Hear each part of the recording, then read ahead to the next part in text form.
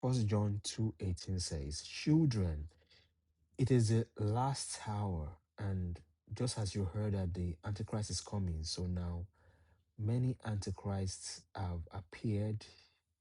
We know from this that this is the last hour.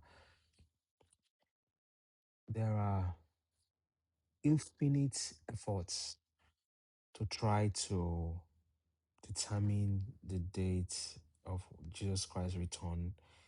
There are hours, there are infinite effort, infinite deliberation, exploration of okay, is it this time?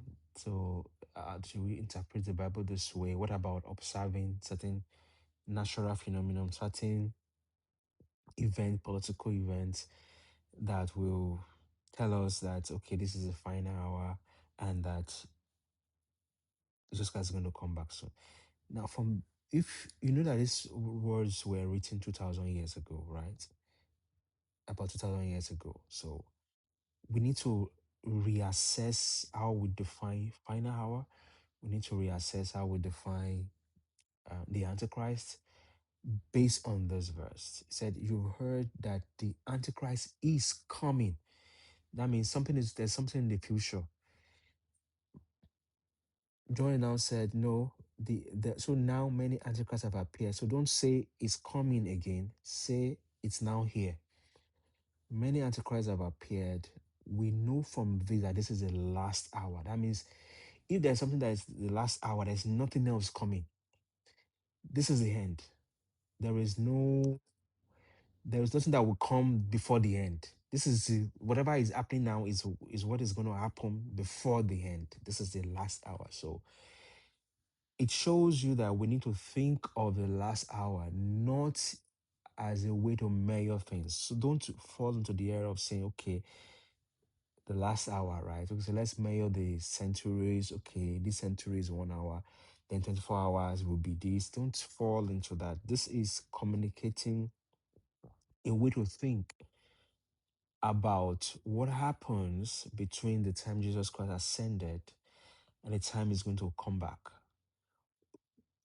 To begin to think as humans, to think in terms of minutes and hours and dates. You know, Paul rejected the attachment to dates and time. He said, okay, don't let anybody judge you when it comes to a new moon, Sabbath, you know, just observing times and dates and say, this is how this this time means this time, that time means that. And it was talking against the Jewish establishment, the Judea, the religion at that time. But the same thing can be applied to this hour. But many people will observe things, observe time, observe sign in the sky, and say this is what the moon is saying, this is what the sun is saying to us, and all that. Not understanding that a lot of the language of scriptures are allegorical. They are communicating concepts using pictures. They are communicating the truth using pictures. So when somebody say it's a last hour, it tells you the urgency of the moment. It tells you the seriousness of the moment. If you're in an exam hall and they tell you you have 5 minutes more, can you see how your brain starts to work, how your body starts to work, how you cannot even afford any distraction. You try to make sure you get the highest score. Each whatever that hour is, you want to maximize it. That is the sense. And the opposition is going to, he's trying to tell you that the opposition, the antichrist, the deception that will be so magnificent that it's going to be tricky not to even fall into that deception.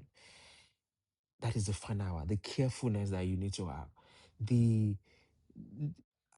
focusedness, the need to not be distracted by anything. So that is what's being communicated when we hear the word final hour. And I'm just trying to help us to understand that we don't need to look at the sky for signs, okay, or look at the geopolitics of things and say, oh, this person is just because this thing happened, that means something's going to happen in the next 50 years or 100 years. Don't fall into that trap. Look up. Your salvation is near. It's nearer now than when you first believed. That is how you think about it. It is nearer now.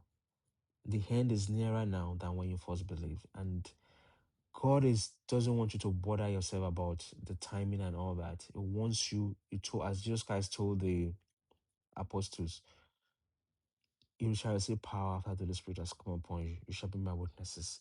Occupy till I come. Till I come. We don't know that till, we don't know how long it's going to be.